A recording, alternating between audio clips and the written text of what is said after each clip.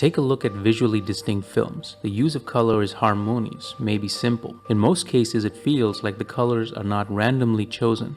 There's an intelligence at work. That's color theory. If a piece of furniture is a particular color in a scene, that's by design. It's not unintentional. If the walls are a different color than white or cream, that's intentional.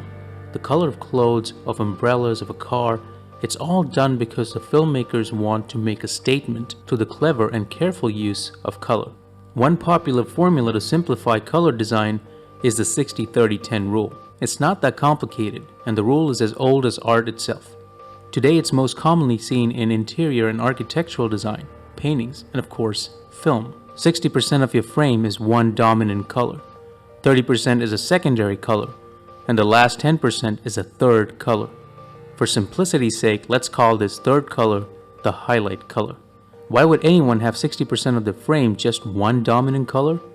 And by the way, when I say one color, you must understand it's allowed to have the color slightly lighter or darker, or to find colors similar to it, just to give the scene some depth. It's not like they buy one can of paint and brush everything with it. Variations give the scene depth and three-dimensionality. You don't want to make cartoons when you're not making cartoons. The dominant color is just that, the dominating color of the scene. You decide what the dominating color is based on the mood and tone of the story. Is it a high-key scene? Is it a dark scene? Is it taking place on the street at midday or in a nightclub in the early hours of the morning? The dominating color is important because it is what sets the mood of the scene, along with the lighting and cinematography. Many people erroneously think all this is done in color grading. Color grading is when you change colors in a computer after the film has been shot. It's possible, but impractical. Two reasons. First, you never get the same feel as the real thing. A painted wall or furniture of a certain color has a different look than the color graded wall.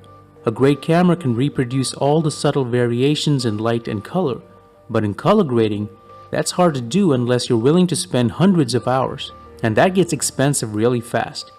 This brings us to the second, more important reason why color design is typically not achieved in color grading. It's cheaper to buy a red sweater if that's what you need, because the costume designer or stylist is going to buy a sweater anyway. It's cheaper to get the wall painted red than to color every shot painstakingly red, especially when you have camera movement. The same applies to everything else. The department in filmmaking that handles this is production design, or the art department. The production designer or art director takes instructions from the film director to determine what the colors of the set, costumes, and props should be. And that's where the 60-30-10 rule comes in. The color that constitutes 30% of the frame is the complementary color. Its purpose is to support the dominant color, not fight it. The reason why we have a second color is to give the scene more depth and some realism. If it were all just one color, that's unnatural. We feel as if someone's shining a colored light on everything.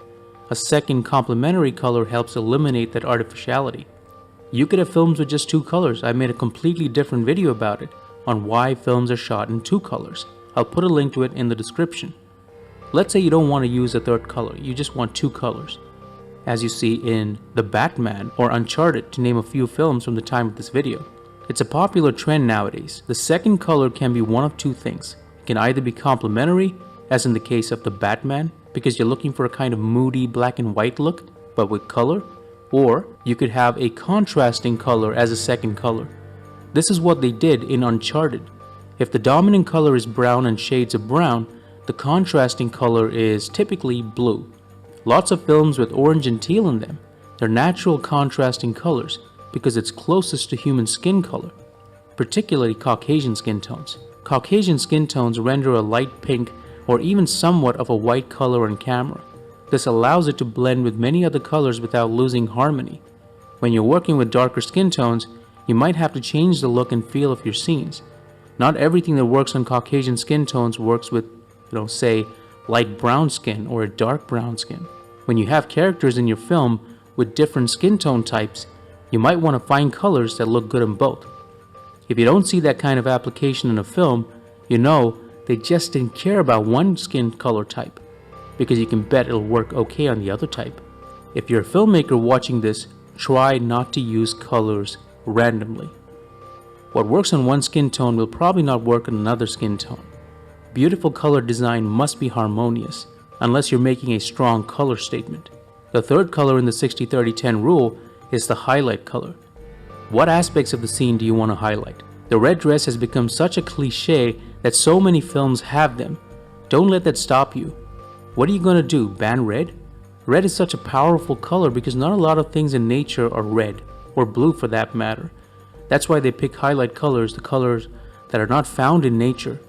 The highlight color is used to bring attention to what's most important in the scene. You have to be careful about its use. In Amelie, the highlight color is blue, thoughtfully placed in a few scenes.